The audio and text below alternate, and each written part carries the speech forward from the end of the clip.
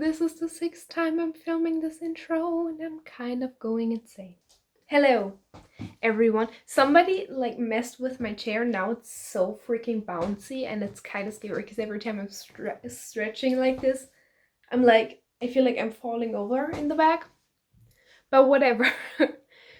Welcome back to the channel. It's been a while since I've actively done anything for this channel. The last video I uploaded I actually already filmed and cut like weeks ago and just never uploaded. But we are back, you are back, which makes me very happy. And today we are talking about annotating. If you're anything like me, you have an obsession with watching other people annotate their books on YouTube. Because honestly, I watch like an embarrassingly large amount of annotation videos on this app. I have seen all of them multiple times. So I just want to add to the conversation. Also because I feel like there are some things that a lot of people recommend or do that I don't really understand or that I think could be done in a better way, possibly. So yeah, I'll just get right into it. Just FYI, I'm using Bowties and Books' book annotating tag kind of as a guideline. I'm not answering all of their questions, but some of them I found really useful, so I'm kind of using them to guide me through this video. I'll leave the original tag and their channel down below if you want to check it out. And let's get right started with how I personally annotate. So, I usually prefer writing in my books over tabbing my books. That is generally the thing with me. I would never just tab a book. To me personally, there's not a lot to gain from that because I feel like what makes annotating so valuable is the fact that I get to interact with the book, and just slapping a tab on there, while it might be useful to find things again, it isn't really interacting with the book as much. So I usually write. Sometimes I also use page flags, and when I do, I try to match them to the cover. I have an example. Let me two actually. So I have here Sally Rooney's Normal People, and as you can see, I've used an orange and like a light pink kind of color to tab the pages, and I've also underlined and written. Let me find a good page where you can see that. There you go. I don't know how well you can see it because it's just pencil, but I promise I've written in there. I don't know what I've written there. I think all of that was safe for you to see. I also have here A Room with a View by Forster, which I've just finished yesterday, and I loved it so much. Like, Forster, probably a new favorite author of mine. And I only did one color of tabs on this one. And as you can see, I matched them to the blue, which I think is very pretty. When I cannot, for whatever reason, match the tabs to the cover, because I just don't have tabs in set color or whatever, I will just use pretty colors. So this is The Master Margarita by Mikhail Bulgakov. And as you can see, these tabs don't match the cover. For some reason, it is so hard to find red tabs. Like, I, for the life of me, cannot find a set of tabs that has a simple red in it. So, yeah, this is what that looks like. Yeah. I have certain things that when I tab, that I look for. So for example, let me just use this one as an example because I've used a lot of colors. I always look for things that I love, or romantic love, anything that is love, whether I love it or it's love between characters or whatever, I will tab it if it stands out to me at least. And otherwise, I usually go into the book and just read the first few chapters and kind of see what stands out to me. So for example, in this one, I have a flag for curiosities, which is not something that I would look for in any book, but in this one it just makes a lot of sense. If you've read this book, you'll know it is a very weird and curious book, and so it just made sense to me to tab those things. If you haven't read this, by the way, check it out. It is my favorite book of the year so far, and it is incredible. High key recommend. yeah, so I would always go into the book kind of, if you have any set idea what it's about, maybe you can determine what you want to tab beforehand. But if you don't, just go in and see what stands out to you and just kind of go along with that. Next, oh, this one I just thought was kind of funny. Have you ever gotten horrified stares for writing in your book? I definitely, like, it's definitely a pulsating action that I take regularly in public, apparently. Like, a lot of my friends are really passionate, let's say, about the fact that I write in my books. I actually have two camps, kind of, because I also dog ear in my books. I mean, when there's a page where like the entire page just seems very relevant, I'll dog ear it. Fight me. Okay. And I have those people in my environment that are like, you what? You dog ear? You can't fold over the pages. And then I also have those that don't care about the dog earring, but they do very deeply care about the fact that I write in these books. So in my direct environment, I definitely know people that are a little bit horrified at this. Other than that, I don't think I've ever gotten like horrified stares or anything in public by like other people. But I also don't really annotate in public. I mean, first of all, I just started annotating during COVID, so that didn't help. And then I also just don't really like annotate on the bus or anything, like anywhere where it's kind of a hassle to get things out and stuff. I have a tremor in my hands, meaning that my hands kind of shiver all of the time. You can see that that's not me, that's just what they do. And I cannot keep my hands and arms steady, so I really need like a flat and sturdy surface to annotate. I don't really annotate that much in public for where people can see that I'm annotating. So in terms of my supplies, that's where the real fun comes in, if you ask me. I use colored pens and a mechanical pencil. My preferred medium of annotating, I would say, is still the mechanical pencil. It's just, it writes very smooth. I don't have to sharpen it. I can take, there's no, oh, great.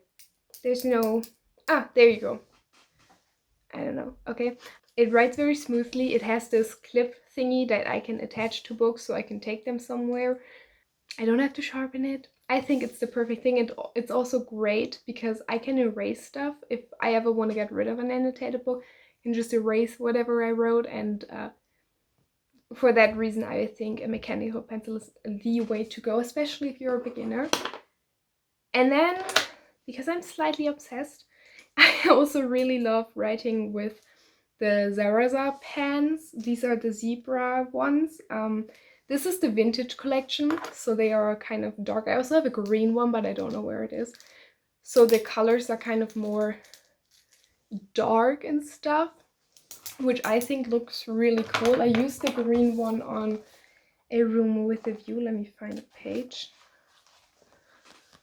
This is kind of what it looks like. I just think it looks a little prettier than a boring black pen. I also have this pink one that I really like.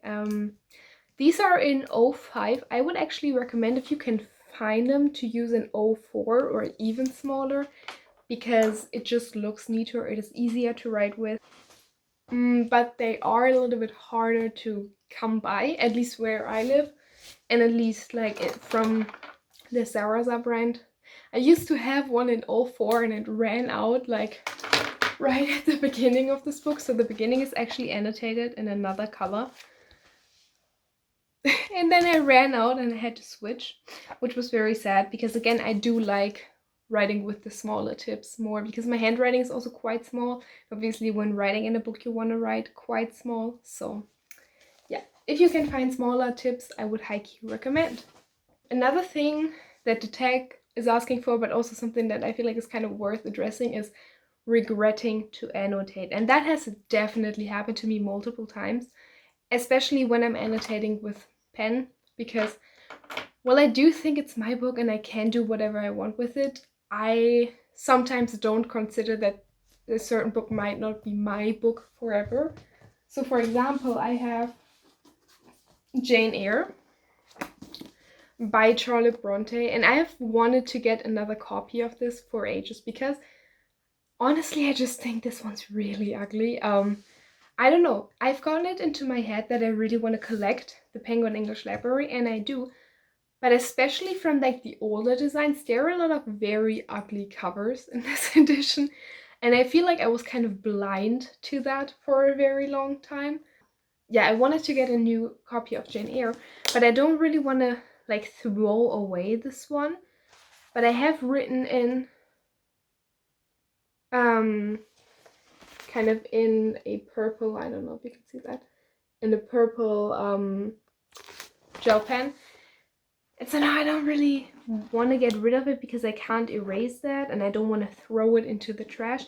But the truth is, I have thirsted an embarrassingly large amount in this book for Mr. Rochester, and I don't want other people to read that. So I don't really want to get rid of that and risk other people finding out that I have issues.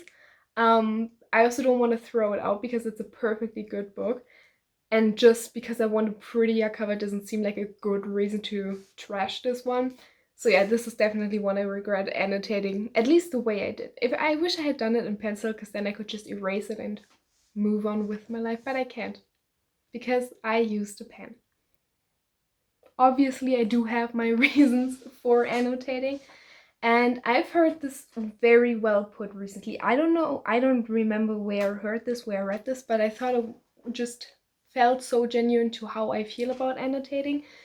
And that was, when I pass away, I don't want my family to pick up like my favorite book of all time. Like, I wouldn't want them to know that The Master and Margarita is my favorite book of all time, or like one of them at least, and then open it and pick it up and just have it look exactly like a copy they could buy that exact same day in a bookstore.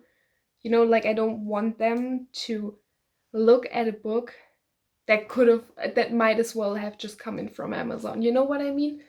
I want to leave something behind in my books. I want to be part of a book's life, and I want a book to be part of my life too. And so, yeah, I just like the idea of leaving something behind in my books, because I have lost someone in my life before, and I would literally kill to read their favorite book with their personal annotations in them. And so I'm trying to leave my personal annotations in my favorite books.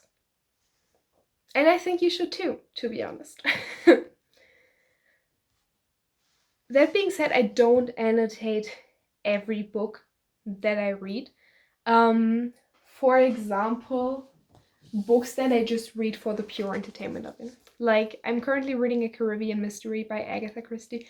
I am enjoying this. This is so thrilling. I'm like in the middle of the climax right now, and my boyfriend came over yesterday and I had to stop. And I haven't picked it up since, but I'm very close to the ending. I'm probably not going to reread this because it's a mystery, and once you know what happens, it's kind of, you know. And also, I'm just reading this for the pure entertainment factor. I'm not trying to learn anything from this. I'm not trying to leave my mark in this. I just think it's a fun mystery, and it's good for that, and I don't need to put my annotations down. Other books that kind of fall into this category are, you know, trashy YA fantasy romances, which occasionally I do really enjoy reading them.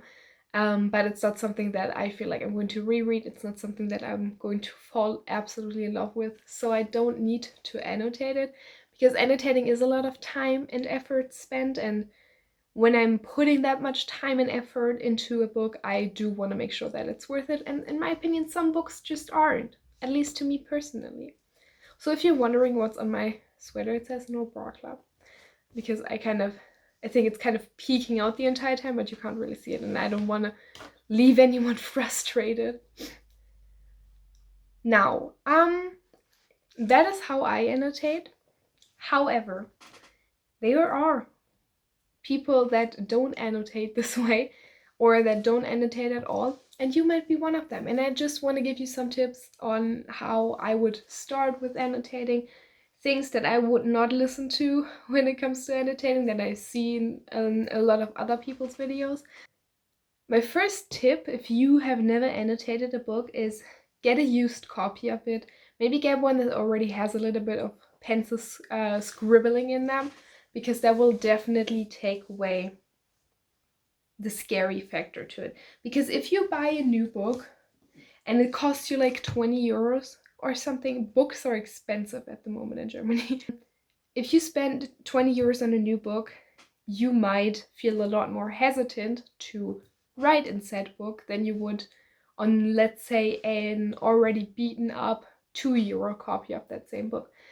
So if you feel afraid or whatever, just get a used copy of a book. Maybe get one of a book that you've already read before and kind of just annotate to get into the right headspace. My second tip is people. People, write in your damn books, okay? Listen, I don't know how many videos I've seen where people are like, just start with tabbing, it's so much easier, like you don't have to write, it's less of a commitment, I guess.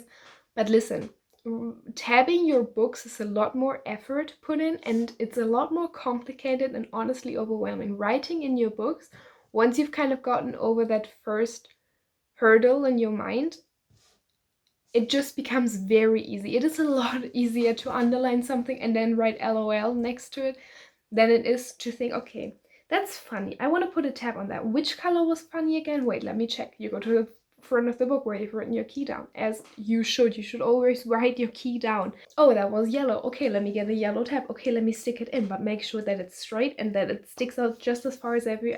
It's such a hassle. And it doesn't need to be. Just underline it, write LOL. Maybe dog ear the page and go back later if you really want to tab it. Writing in your books is easier than it is to tab them. And I would honestly always recommend starting with writing rather than tabbing. Just because most people also already have like pens. But I personally didn't have sticky tabs. Did I tell you what sticky tabs I was using? Because I feel like I didn't. These are the ones that I usually use. They're fun. I don't think they are on Amazon anymore, but I'll try to find similar ones. However, the color options are limited. And as I said, I need a red because I want to match them to the cover, and all of my books are red. So I tried to find red ones. Couldn't. I tried. Really, I did. I ordered multiple sets that I thought had a red, and then they arrived and they didn't have a red. So I caved and I got these ones that you've seen all over social media recently. I've already used one entire stack of the light blue on A Room with a View. And these ones, like this set has dark reds, but it doesn't have like a normal regular red. So it's still not what I'm like finally looking for. But it does work, and they are very pretty. So yeah, sorry about that. That's the types I use. Yeah, as I said, I think most people do have a pen at home, a pencil at home. When I started annotating, I didn't have these. I had to purchase these. And if you don't even know if you want to, continue tabbing and annotating, that's a sort of commitment. Even if you buy like the cheapest sets, that's still a few euros or dollars or whatever that you could use to buy a used book to write in. So yeah, I don't think tabs are worth the craze they are getting. That is my unpopular opinion of the day.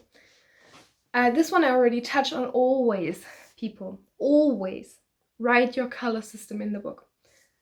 When you use these motherfuckers, even if you have a set color system for all the books, which I don't recommend because it doesn't make sense to me, but even if you do, write down the damn color key at the beginning of your book. I'm begging you people, okay? Because the thing is, your color system might be fixed right now, but you don't know if it still be that same fixed color system in like 10 years time. And if it isn't, you'll look back and you won't be sure what these colors mean, and then you'll have to figure it out.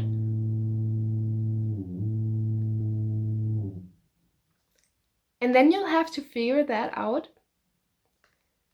by rereading that entire book, and it's not worth it. Get a damn post-it, stick it in the front of your book if you don't want to write it in. Just write out orange, dot dot, blue, dot dot, yellow, dot dot. Just do yourself the favor, do me the favor, okay? Whenever somebody doesn't write down their color key, a fairy dies, okay? I swear to freaking God, the amount of times I've heard people say, yeah, I tapped this book, but I have no idea what the tabs mean. Why don't you just write it down? Okay, I'm getting worked up over this, I feel like. Next up, very underrated tip in my opinion, use a pencil or colorful pens. So as I said, I prefer using pencils or colorful pens, but that isn't just for pure aesthetic reasons. It is also because it's just the superior way. The thing is, when you use a black pen, you will eventually kind of smudge the ink or accidentally cross out the actual text. And if the ink is black, the ink of your pen, it will make the reading experience significantly harder if you want to pick that book up again. Like if it is black and you accidentally write over it, you smudge the ink, you will not be able to read the original text in the book. Whereas when you write with pink or blue, let's say, this is Tale of Two Cities. I just picked this back up again after 2 years. Be proud. Can I find one where I've accidentally like... this one works like this. Can you see up here where it kind of like accidentally went into the actual text? If my pen had been black, this would be so difficult to read now, but it isn't because my pen wasn't black. And colorful pens, I mean, they also just look a lot more fun in my opinion, but from just a practical point of view, it makes more sense to me because it will be easier to reread that book in the future. And my last tip, if you will, don't annotate if you don't want to. Don't feel pressured by me or anyone else to pick up a pen and a book and go ham on it. I think that similar to book shopping, book annotating is kind of its separate hobby, because sometimes I'm just in the mood for reading and not in the mood for annotating, or the other way around. And so if you don't feel like annotating all of your books, that is totally fine. Don't feel pressured to do anything, especially if you're reading a book where you're like, I'm not gonna reread this, I don't need to annotate this. If you don't think you need to annotate it, you're probably right and you don't need to. That is the last tip. So yeah, in conclusion, I do believe that annotating is a great way to interact with your book. I think it enhances the reading experience to an unimaginable extent to a large extent. And I do think that even if you don't want to annotate, like, don't hate on it till you've tried it, okay? So yeah, that was kind of that. If you enjoyed this video, make sure to like, subscribe if you're feeling fancy today. If you're feeling a little out there and want to support me, that is the way to go. Down here you will find, or down there, ooh, somewhere you will find another one of my videos, and if you watch it, I'll see you there, and if you don't, I'll see you whenever the video after this comes up. Have a nice day, everyone. Bye.